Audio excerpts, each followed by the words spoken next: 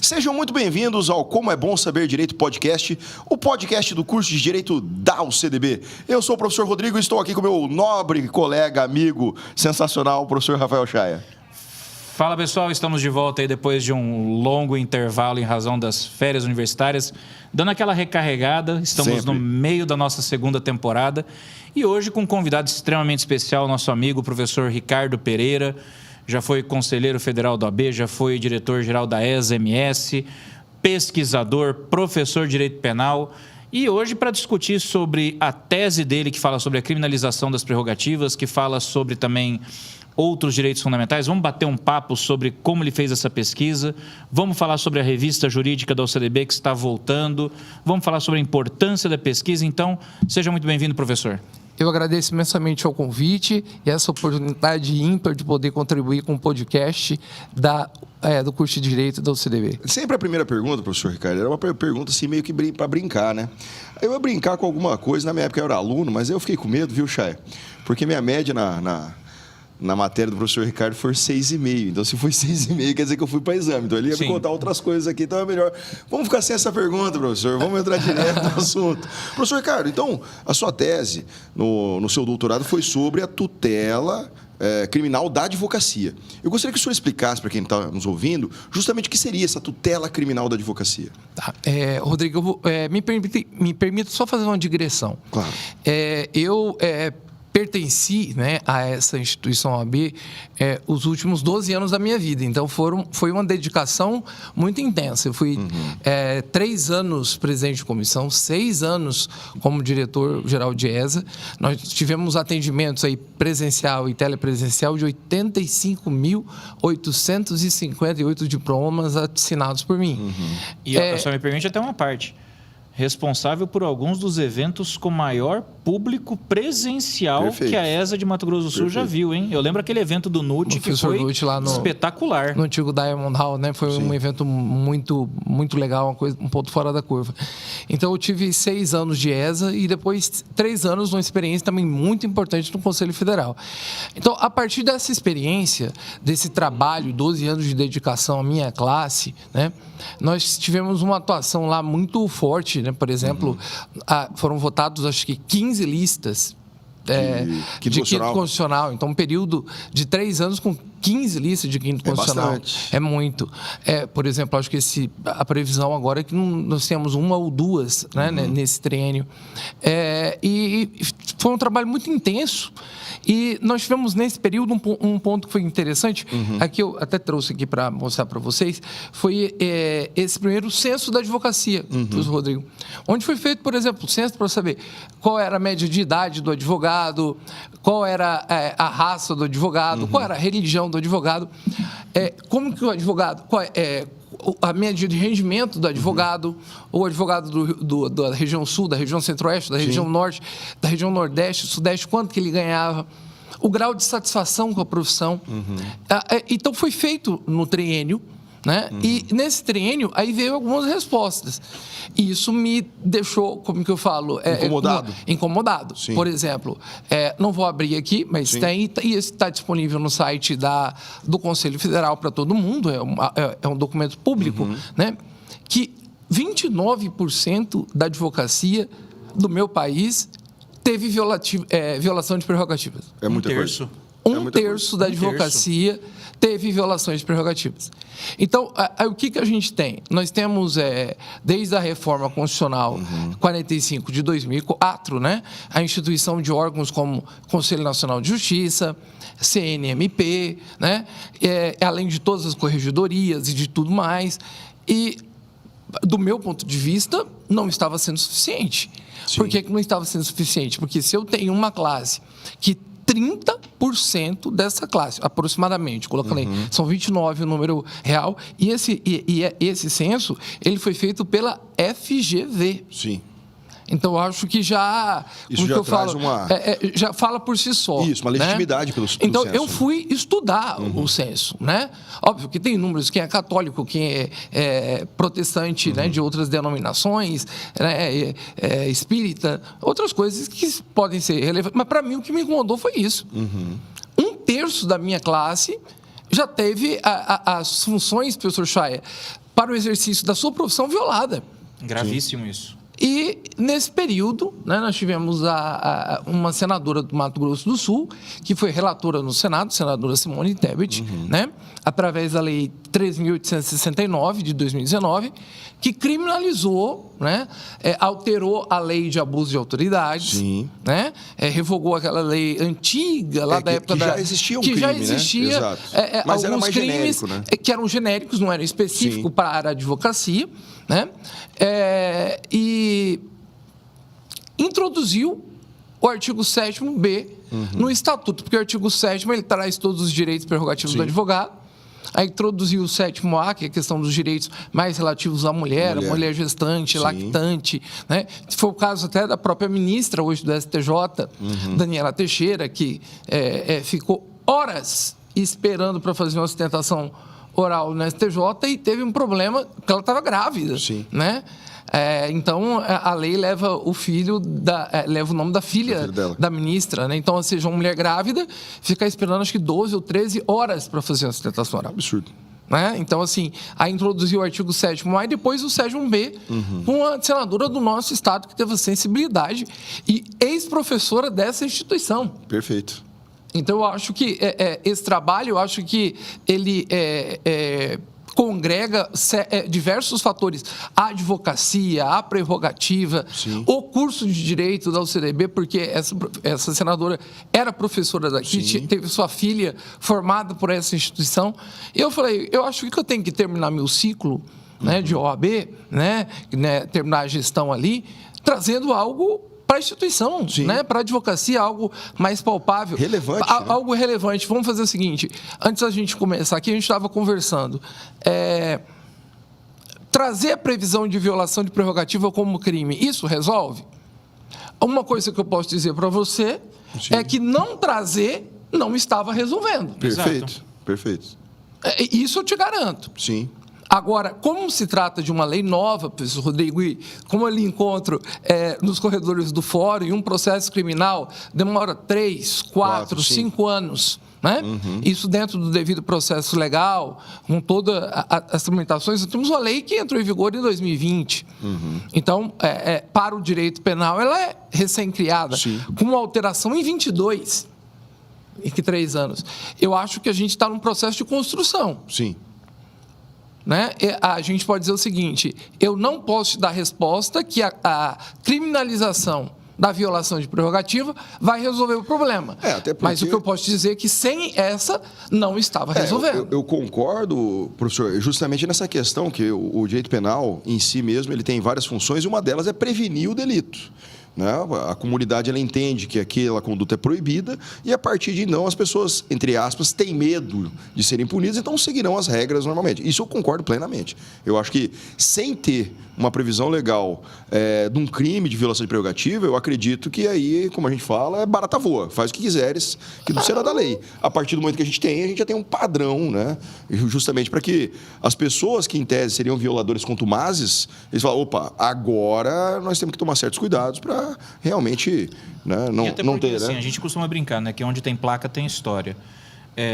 Desde o advento da Constituição de 88, pelo amor de Deus, o advogado ele não está abaixo do juiz e do promotor. Ele é essencial à administração da justiça. Ele está em nível de igualdade. E a gente percebe que, mesmo estando em pé de igualdade com o juiz e com o promotor, dos 3, o único que tem as prerrogativas violadas odiernamente é o advogado. Sim, sim.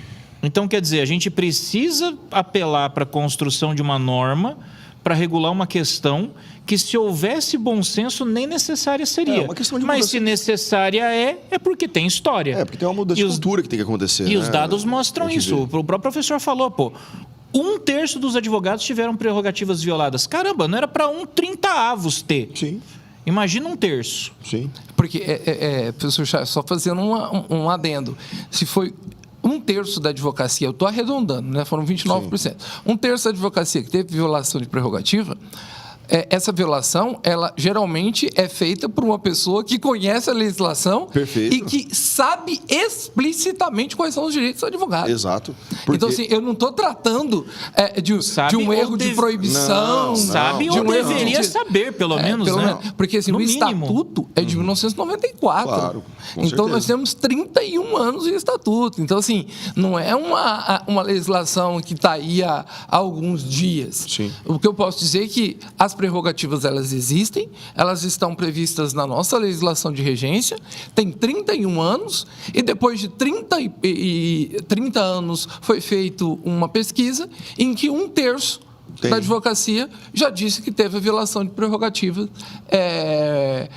no seu exercício profissional. No seu exercício profissional. Isso faz com que eu consiga visualizar que só a previsão legal não estava sendo suficiente. Sim. Então, uma função do direito penal é a prevenção do crime. Sim. Então, para que a pessoa fale, eu não vou violar a prerrogativa, porque isso pode me trazer uma consequência. Vou prestar mais atenção a fazer. Entendo que não trouxe consequências para os violadores de prerrogativas, ainda entendo que não. Né? Mas nós temos medidas que podem ainda estar em trâmite, porque geralmente também se trata de pessoas com foro por prerrogativa de função. Sim. Processos muito mais demorados, né? Então a gente tem que ter, como que eu falo, um pouco de cautela, né? As coisas têm que andar dentro do seu tempo, para que a gente possa literalmente ver se isso é algo que vai por si só trazer o resultado. Porque a gente está usando o nível... tipo assim, eu falo com o meu aluno que dentro do velocímetro a gente saiu para o nível máximo. Sim. Porque fora do direito penal eu não consigo nada. Sim. Então, assim, dentro de todas as esferas que eu estou usando, eu apelei, né, o Conselho Federal, vamos para o máximo para ver se a gente consegue diminuir.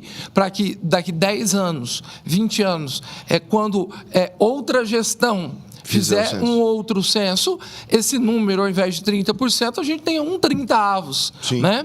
Porque, ou seja, eu não estou falando de dar provimento ou negar provimento, eu estou falando, me dê o direito de eu exercer a minha profissão, porque está garantido por lei. E isso tem que ficar claro. Na verdade, a OAB e a própria lei não quer prender ninguém. O que ela quer é só que o advogado possa exercer a sua profissão de forma tranquila. Eu não quero aqui trazer nenhum tipo de animosidade, com nenhum tipo de instituição, né? Todo o meu respeito ao judiciário, ao Ministério Público, às funções de polícia, porque o próprio professor Rafael disse que o advogado é essencial, a gente quer estar junto. A gente quer estar no mesmo par de igualdade. Com certeza. Sem, em nenhum momento, professor Rodrigo, professor Chaya, tentando se contrapor, tendo uma litigância de má fé, batendo, né, como que eu falo, no judiciário ou no Ministério Público. Não. Até porque se o advogado não tiver um comportamento adequado, para isso você tem um conselho de ética na OAB, você tem as sanções ético-disciplinares. E eu falo para você o seguinte, a minha experiência foi nesse sentido.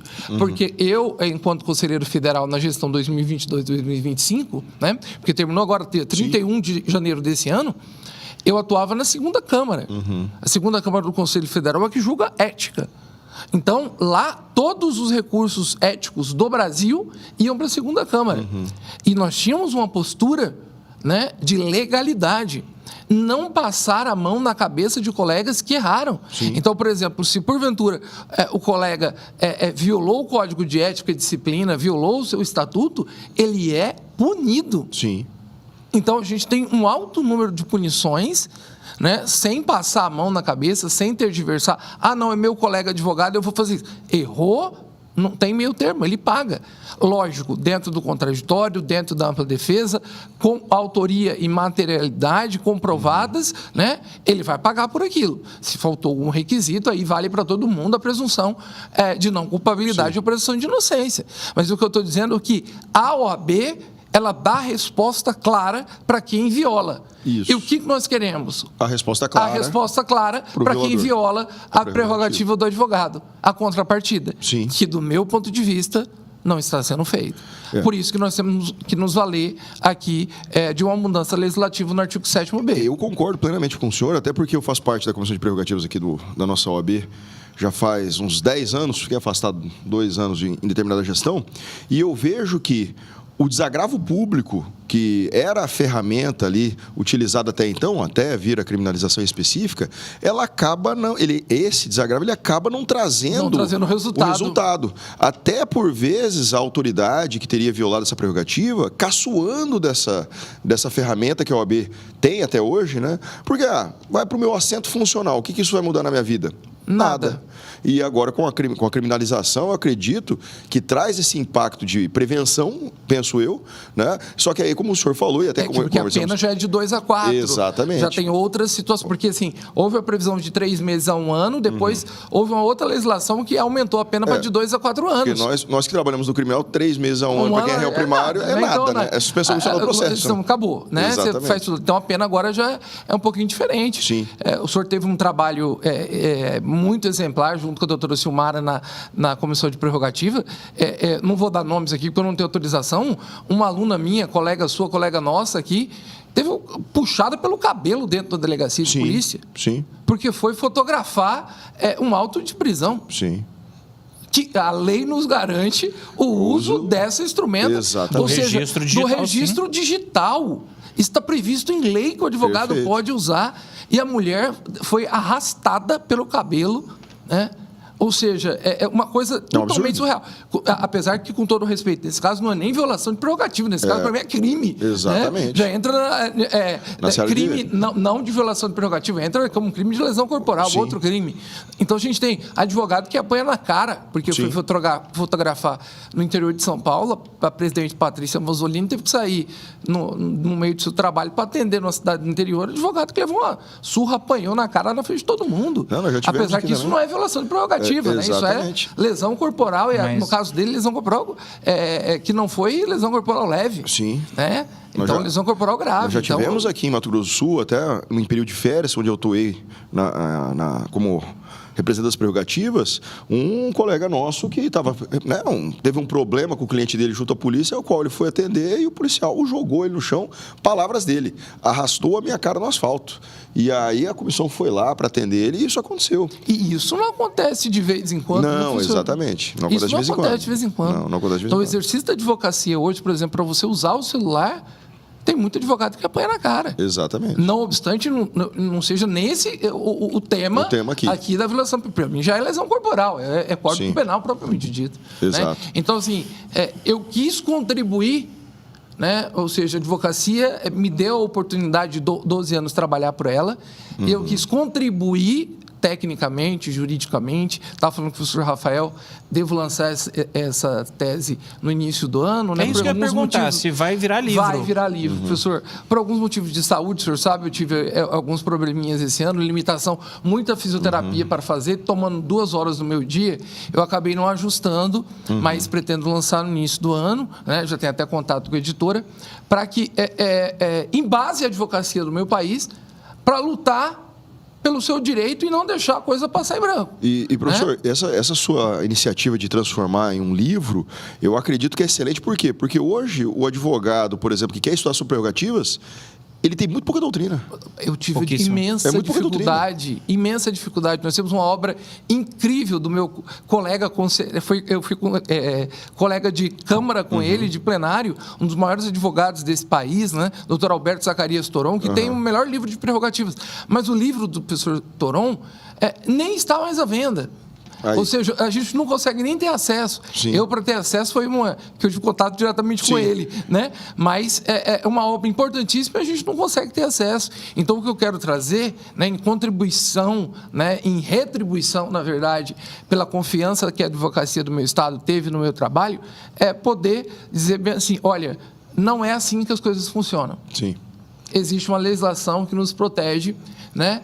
Que não é para afrontar o judiciário de modo algum, não é para afrontar o Ministério Público, nem a atividade policial, mas é apenas para colocar a advocacia no par de igualdade que ela merece estar. Só isso. E nas pesquisas do senhor, professor, o senhor chegou a analisar o motivo dessa violação? Chegou a conversar com as pessoas? Se é uma coisa deliberada? Olha, professor, literalmente, a questão das violações de prerrogativa, os delitos em si, né, são muito variados. A gente não consegue ter uma linha própria de por que a pessoa faz isso e quem tem, né? É muito esparso, né? Está numa fase muito incipiente. A gente tem uma dificuldade de conseguir essa coleta de dados.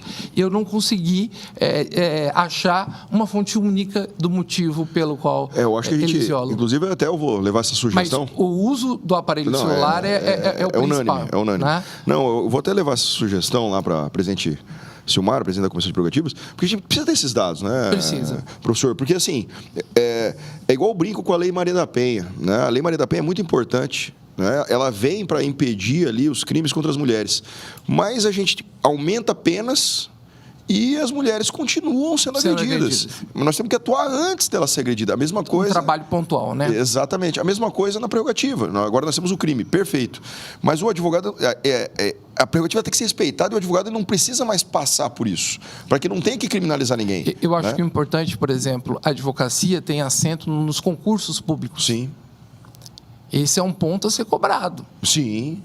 A advocacia tem, no papel do magistrado, o papel do delegado, o papel do promotor, né? Em respeito às prerrogativas. Exatamente. No concurso público está sendo cobrado? No concurso público? Está sendo cobrado no concurso público? Sim. Vamos fazer com que o Conselho Federal exija que o Estatuto da Advocacia faça parte da ementa? Perfeito. Para os editais? Exatamente. Porque a pessoa tem que saber que o artigo 7º-B existe e ele tem que respeitar. E professor, sabe o que me indigna, assim, nessa questão de violação de prerrogativas, nesse tempo que eu passo lá?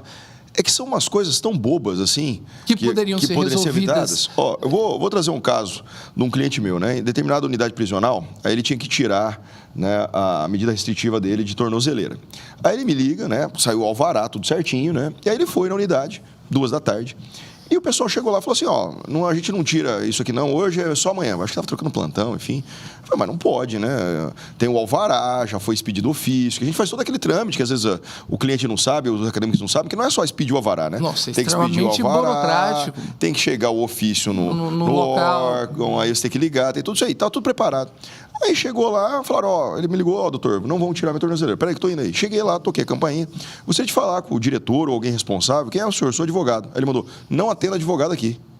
Eu falei, peraí, não dá, né? Não atenda advogado. A legislação expressamente lhe garante o acesso aos estabelecimentos, né? Nem que seja, não ia criar caso, só ia perguntar para ele o porquê. Ok, não recebe, pelo interfone, não nem abriu a porta.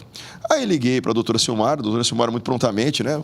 Eu sou membro da comissão também. A doutora Silmar é uma lei. É uma lei. Né? Ela falou, doutora... Indispensável advocacia do Estado. Medalha Heitor Medeiros com louvor. Exatamente. Né? Um advogado acima da... Doutora Silmar, assim, acima da média. Eu não estou acostumado, eu trato mais a prerrogativa do lado quando, por exemplo, a busca e apreensões. O acompanhamento, exato, né? Que inclusive é um dos casos de crime, né? Se não tiver. E aí ela que acompanha os advogados quando eles têm esse problema de acesso, né? Eu liguei para ela, falei, tem algum problema de acesso nessa unidade aqui? Ela falou, não, Rodrigo, é normal, tem alguma restrição? Ela, não. Eu falei, a senhora pode me passar o telefone do diretor, então? Posso. Aí liguei para o diretor. Falei, diretor, tudo bem? Aqui meu nome é Rodrigo, sou da Comissão de Prerrogativas. Tem um advogado que está tentando conversar com os servidores dentro ali da unidade prisional. Eu gostaria de saber se não recebe advogado. Ele falou, claro que não, doutor. Claro que recebe advogado. Vou verificar agora. Aí, 10 minutos. Doutor Rodrigo, eu gostaria de saber se isso é um problema pessoal do senhor ou se é da comissão da OAB. Eu falei, exatamente, é um problema pessoal de um membro da comissão de prerrogativa da OAB que o senhor está violando a prerrogativa. Na mesma hora as portas se abriram e aí tudo acontece. Agora, eu acho que não precisava disso. No primeiro toque de campainha era só me atender e falar, doutor, aqui nós estamos trocando plantão aqui, tem como o seu cliente esperar um pouquinho? Tem. Vai ficar esperando. Conversa, né? Só. Agora, a pessoa chega todo nesse nível... O uso da arbitrariedade, né, como forma de impor a sua autoridade, né, e não uma conversa. Mas não é possível nesse momento por causa disso, por causa daquilo. Exatamente. Quantas vezes para nós também não é possível? Exato. A gente pode não atender, eu posso não atender um cliente nesse momento por estar gravando aqui. Exato. Isso faz parte. Então, assim, às vezes é um pouquinho de intransigência. Não é? E aí, sabe o que me chocou? O que me chocou, professor Ricardo, é que é o seguinte, a partir do momento que foi o advogado lá, aí fecharam as portas. Agora, quando o advogado ele é alguma coisa, aí libera. é isso que me deixou chocado nessa conversa que eu tive com ele. Não, porque não sei o que é pessoal... E não pode haver diferença de tratamento. Não pode acontecer. Que eu acho que a gente tem que trabalhar para isso. Eu acho que todo advogado, ele é o primeiro bastião da defesa da prerrogativa dele. Com certeza. E aí, só que como ele não tem uma carteira, ele não faz parte de algum lugar, aí não, então deixa o camarada lá. Parece até contratos, assim, contratos leoninos que algumas empresas fazem, né? Com todo mundo. Aí só quem reclama, tira a cláusula. Quem não reclama, passa batido. E eu acho que isso é gravíssimo. É gravíssimo. Concordo em gênero e grau. Professor Ricardo, então assim, a gente percebe que o senhor desenvolveu uma pesquisa que é extremamente interessante, que felizmente vai ser compartilhada, porque vai virar livro. Sim. Então, já fica o convite, inclusive, para você voltar ano que vem para fazer o lançamento do livro aqui no podcast. Opa, muito prazer. Né, vamos aprofundar nesse assunto. Porque o senhor também hoje, atualmente, é o supervisor do Núcleo de Pesquisa Jurídica da OCDB. Sim, com a confiança do nosso coordenador, professor Macena, eu estou à frente desse núcleo, que é responsável pelos TCCs de conclusão de curso, né? E a gente também está coordenando, junto com o professor Paulo Afonso, a revista do curso de Direito. É isso que eu quero saber, porque a revista da OCDB ela é tradicional, a Ius Vivens. Sim, a Ius Vivens. E voltou agora. Como é que foi esse retorno? A Ius Vivens, inclusive, né, na nossa época. É temporão nossa, né? A Ius Vivens foi lançada na nossa época, professor Rodrigo. Ela teve uma vigência na nossa época. Eu saí, fui fazer uma especialização em São Paulo, voltei já como professor e a Ius Vivens não existia, não estava viva. Né? Parou, não tinha dificuldade, a gente não conseguia, por mais que tivesse uma editora e tudo mais. Eu voltei, eu assumi, né, com a confiança do professor Macena, a supervisão, com muito orgulho, porque é uma coisa que me dá muito prazer, que é a pesquisa, né? Eu acho que é uma das coisas que me dá mais prazer dentro da docência. E eu fiz esse desafio ao professor Macena para a gente lançar. Na verdade, ele me propôs isso e nós fomos ao Tribunal de Justiça. Queria deixar consignado aqui, porque a EJUDE é parceira nossa. Então, na verdade, é um trabalho do curso de Direito e da EJUDE. E nós já lançamos virtualmente, vamos fazer uma cerimônia de lançamento, mas já está no ar a primeira edição e nós vamos lançar para a segunda edição, né? A segunda edição até o final do ano, né? O lançamento oficial será agora no mês de setembro, mas já está disponível no ar para quem quiser ver, mas principalmente o convite aqui para quem queira publicar. Perfeito. Né? O site, deixa eu deixar aqui para o convite expresso, é Ius Vivens, né, como se pronuncia, iusvivens.ucdb.br, né? Aí você entra lá, tem todo o edital de publicação que é de fluxo contínuo, tem um modelinho, tem lá a folha de papel timbrado, como você deve postar. Né? Então, a gente ficaria muito feliz com publicações da Ius Vivens, né? Inclusive dos colegas aqui, que são especialistas em cada área. Né? O professor Rodrigo atua mais de uma área, o professor Chaya também. Né? E também a todos aqueles que nos assistem aqui, porque é um público vastíssimo, que possa os egressos, os alunos atuais, os profissionais, para que possam fazer parte da história da OCDB publicando, porque na verdade nós já estamos na 6ª edição, indo para a 7ª edição da revista, né, que será avaliada agora no quadriênio, se Deus quiser, com alguma qualificação, né, que possa ajudar aí na vida profissional das pessoas para entrarem em mestrados, em doutorados, com as publicações decorrentes da revista. E produção jurídica, né? A gente precisa de mais gente produzindo e pensando direito. Eu acho que o Mato Grosso produz pouco, né, em relação aos outros estados. Né? Então, assim, eu acho que o curso de Direito, como o maior curso do Mato Grosso do Sul, curso de Direito da OCDB, ele tem que ter essa revista, é imprescindível. A gente tem que ser pioneiro, tem que estar um passo à frente, né? E tem que produzir muito. Então, a gente conta muito com a sociedade, os membros que as pessoas da não sociedade sabem, jurídica. uma revista jurídica, ela é doutrina. Doutrina. Ela é doutrina, você está ajudando a construir as bases do direito. Mas é aí que eu ia fazer aqui, com todo respeito, puxar o saco do meu querido professor, porque, professor, que eu vejo dos acadêmicos no geral e da juventude quando eu converso, é que eles não sabem a importância da pesquisa. Eles acham que é só um trabalhinho para ir embora. Só que a história que o senhor acabou de contar aqui, né, no preâmbulo de nossa conversa, e eu sempre gosto de falar isso para os alunos, que isso que é a pesquisa é algo que você faz, você olha, te incomoda, e a partir de então você tem ideias, lógicas, pesquisa, raciocínio, e você cria um texto para tentar o quê? dar uma solução para aquele problema que lhe incomode. Que eu assim, professor, quando eu olho assim, às vezes um acadêmico fala assim, pô, professor, meu tema de TCC é o tribunal do júri. Eu olho para ele assim... Não, isso é um assunto. Não, eu falo assim, excelente tema, mas qual é o problema do tribunal do júri? Aí ele olha para mim assim, não, eu vou contar tão somente ali o procedimento. Eu falei, então nem escreve isso aí, né? Porque procedimento nós vamos pegar, por exemplo, o Guilherme Souza Nutti, né? Agora, qual que é o problema, por exemplo? Tem algum problema na sessão do Tribunal de Justiça de Mato Grosso do Sul? Tem algum problema que você olhou assim e falou, cara, isso, para mim, o professor Ricardo falou isso na aula de Direito Penal e é o contrário. E não pode ser. Então, é engraçado você comentar isso, porque ontem eu dei orientação na monografia aqui, um aluno conversou comigo, né? Falei, tá, e qual que é o seu tema? Eu quero falar sobre o acordo de não persecução penal. E foi exatamente esse o ponto. Eu falei, então beleza, então você definiu o assunto. O assunto é acordo de não persecução penal. Agora, qual que é o seu tema? Você quer falar sobre a eficácia? Você quer falar sobre os obstáculos da aplicabilidade? Você quer falar sobre, por exemplo... A exigência da confissão? A exigência, exatamente. Você tem que definir um tema dentro desse assunto. Porque senão o seu trabalho é meramente expositivo e aquela história, o que ele não agrega o que nada ele para soma, ninguém. O que ele agrega? Não tem relevância jurídica alguma. Não tem relevância jurídica alguma. Vamos ler.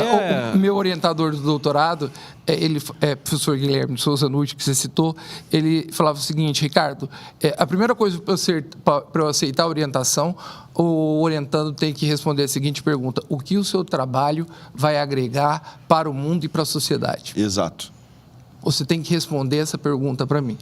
Eu acho que isso o professor, né, os professores, né, a gente tem que estar aqui fazendo com que as pessoas pensem e falem assim, isso me incomoda. Exato. Não deve ser assim. Né? Tem alguma coisa errada. Tem alguma coisa errada, que nesse atendimento que você está falando, isso não pode ser assim. Eu quero estudar sobre isso, eu quero falar sobre isso. Exato. Para a gente conseguir melhorar, dar um passo adiante e que a vida fique mais leve e a produção fique melhor. Exatamente. E o detalhe é o seguinte, às vezes o acadêmico, quando a gente fala isso, ele pode entender, nossa, mas eu não consigo pensar em algo que vai mudar a sociedade. Mas não precisa mudar toda a sociedade, não. Não, é só a sua realidade fática, de repente. Não vai precisar mudar o mundo como um todo. Chegou uma fatia, cada um mudando uma fatia, a gente consegue mudar muita coisa. Às vezes um detalhe de uma lei que não está legal, né? Você quer ver um TCC? Vamos rediscutir, de repente, um artigo problemático que está na lei de crimes ambientais, por exemplo. Você quer ver um TCC tributário, um menino desesperado, assim, último, fechando as portas, né? Aí no PEJ tem que ter, porque no PEJ não é brincadeira, né? No PEJ tem prazo, né? Não é festa da uva lá. Aí o guri lá, desesperado, tem que entregar. Eu falei, bicho, posso te dar uma de tributário? Bem bobinha, que vai bater a meta? Ele pode. Eu quero saber por que o jogo de videogame, quando ele é no PlayStation, ele é mais caro do que quando ele é na Steam, que é para computador. Aí ele olhou, mas isso é direito? Eu falei, você tem 3 dias, você vai estudar o porquê que no computador o joguinho, mesmo joguinho, ele é mais barato que quando ele é num console de videogame. Vamos dar o spoiler, é porque no computador ele é software e no console ele é jogo de azar. Exatamente. E aí, a tributação, por exemplo, de todos os tributos relacionados a software, são muito menores do que as de videogame. Eu falei, só faz estudo. Aí o guri ficou 2 dias, ele voltou, nossa, professor, então é por isso eu pensei que as fabricantes de videogame eram mercenários. Eu falei, não é por isso não. Porque tem uma outra incidência sobre. Exatamente. E aí o menino fez o TCC dele lá, lógico, foi corrido e tal, mas ele... Isso é a importância da pesquisa para a universidade, para a sociedade, né? Fazer com que a gente caminhe, mesmo que seja um passozinho. Exatamente. Né? Mas se cada um evoluir um passo, né, professor Chaé? Se a gente fazer a somatória de evoluções individuais, acho que a gente constrói uma sociedade melhor, um mundo melhor, né? E acho que é para isso que a gente está aí, para fazer a diferença mesmo que seja mínima. Com certeza. E a gente vê que tem alguns obstáculos hoje à pesquisa, e aí é uma questão que a gente tem debatido muito, né? Que é o uso ético de plataformas de inteligência artificial. Que tem muita gente que tem usado IA para fazer pesquisa. Sim. E assim, eu converso bastante com os meus alunos, eu tenho certeza que o professor Ricardo também, o professor Rodrigo também. A IA, ela é uma ótima ferramenta para ser um auxiliar. Sim. Mas você não pode colocar ela para fazer a pesquisa para você, porque ela vai alucinar, ela vai inventar dado, ela vai inventar fonte. E ainda que ela consiga te organizar um texto relativamente legal, ela não está trazendo nada de novo. O pessoal fala assim, a IA é generativa. Não, na verdade ela é derivativa. Ela pega coisas que já existem e ela simplesmente faz algo a partir daquilo que já existe. Se eu falar para ela, olha, me dê uma solução para esse problema que ninguém deu ainda, ela vai falar, eu não tenho como fazer isso. Então a gente precisa sempre também conscientizar o aluno que faz uso dessas ferramentas de inteligência artificial hoje, que o objetivo da pesquisa é exatamente esse que o professor Ricardo está falando. É a construção do pensamento crítico. Perfeito. É o cara poder pegar, olhar e falar, caramba, isso aqui está errado, como é que eu vou resolver isso? E não confiar apenas que a máquina vai fazer isso para você. Porque senão você começa a alimentar um conteúdo gerado por máquina que, trocado por nada, não adianta nada. E eu acho o seguinte, Rafael, como você disse, a IA ela pode ajudar, ela está aí, é uma realidade, a gente não tem como...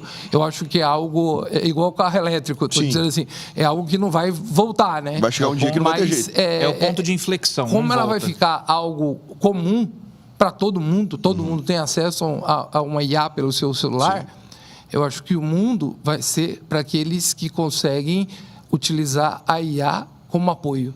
Perfeito. Mas não como fim. Exato. Aquele que consegue contribuir além da IA.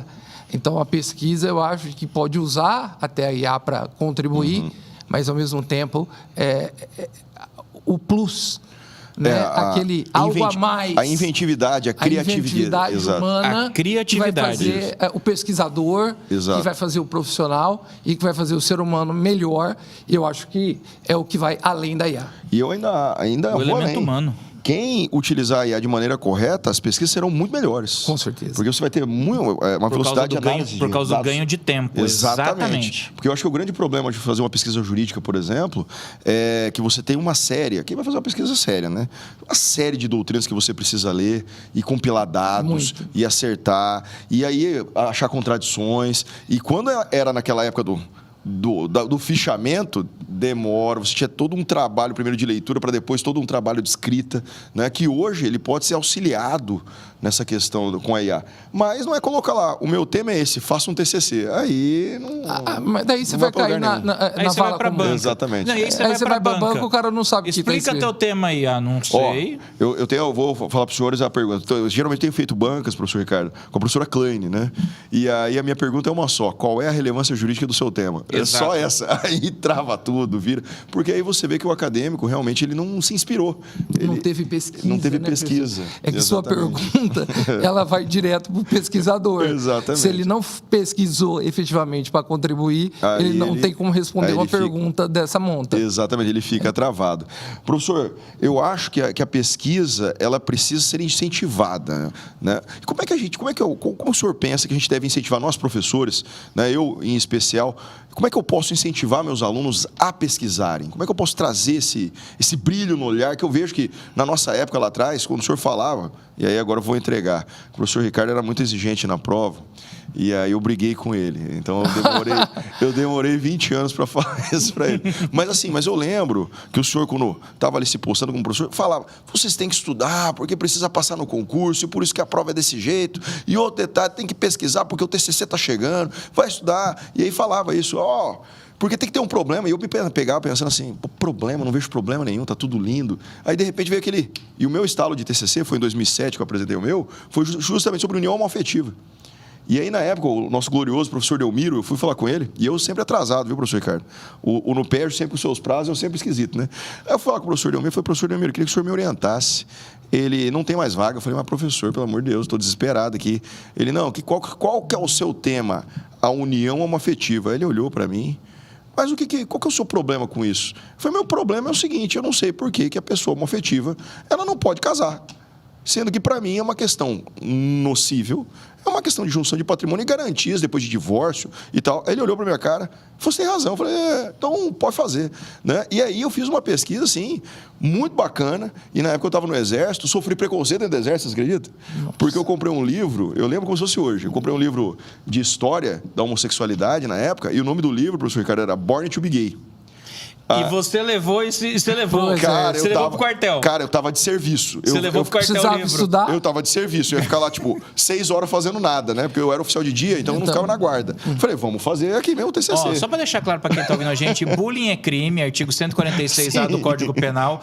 Mas tem gente que merece. Uai, mas o que eu vou fazer? Aí fui lá, aí você chega do serviço, né? Coloca sua bolsa lá no alojamento, fui lá tomar banho. Quando eu volto, tava assim, todos os tenentes olhando assim. Essa aí correr. Eu falei, ué, que bom que é, né? Esse livro que você está lendo. Eu falei, não, meu TCC. Que mané TCC? Aí crise, né? Aí eu tive que explicar aquela coisa toda. Mas foi uma pesquisa que na época também tinha pouca doutrina a respeito.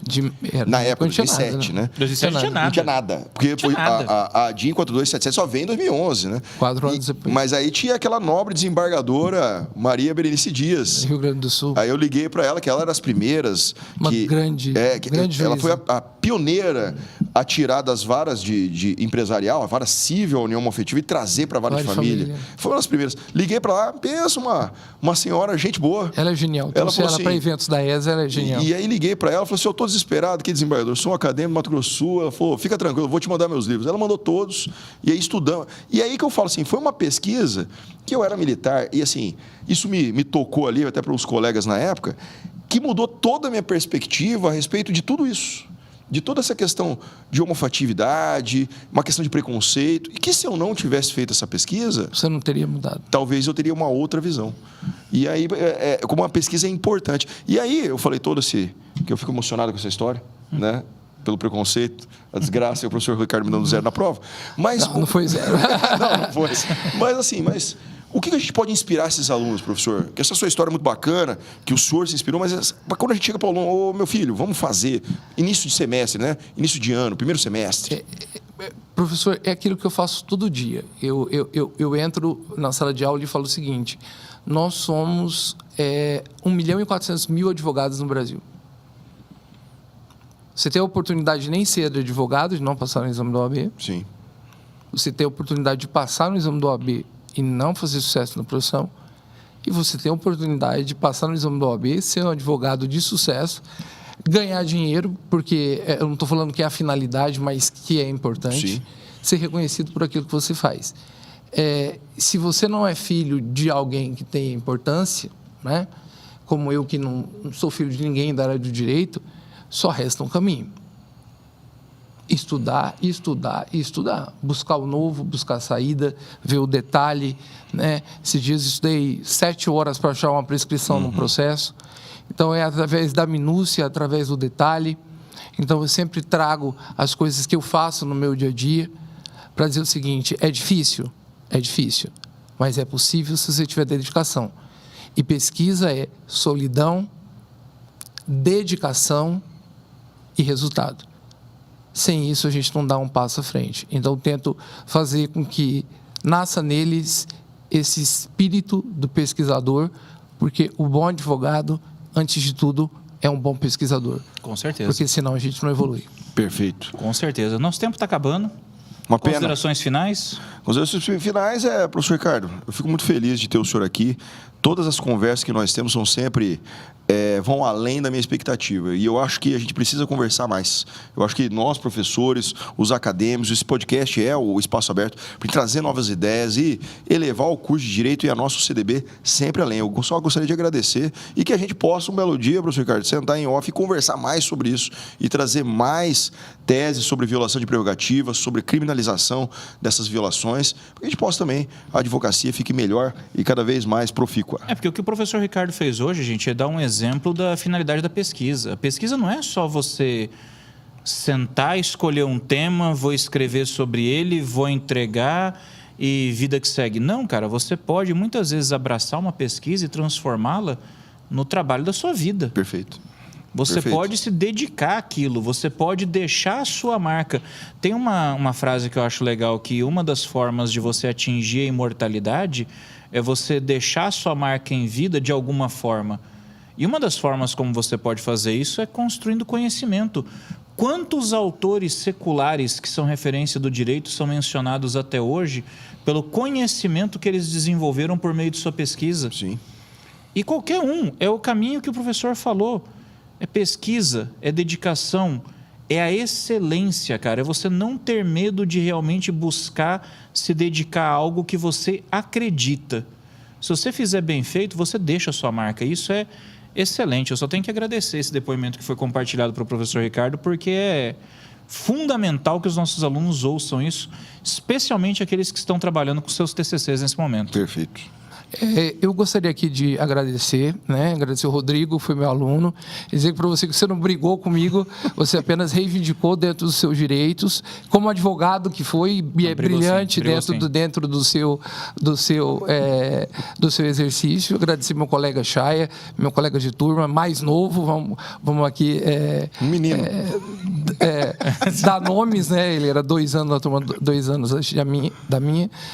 E agradecer a todos, dizer que eu não tenho a importância dos outros que passaram aqui, mas espero de qualquer forma ter deixado uma contribuição para esse podcast, que eu espero que tenha vida longa, como o curso de Direito que está fazendo 60 anos, que muita gente já passou, que nós estamos aqui e que eu espero que muita gente venha e que faça um curso de Direito cada vez melhor, com mais pesquisa e com a nossa revista bem melhor ainda do que está. Muito obrigado pela oportunidade. É isso aí, pessoal. Não deixe de mandar um artigo lá para Ius Vivens, iusvivens.ucdb.br. Vamos pesquisar, vamos estudar, vamos ler. E segue o perfil também da UCDB para você ficar ligado em tudo que acontece no curso de Direito, @direito.ucdb, lá no Instagram. Sucesso sempre. Obrigado, pessoal. Até a próxima. Abraço. Valeu.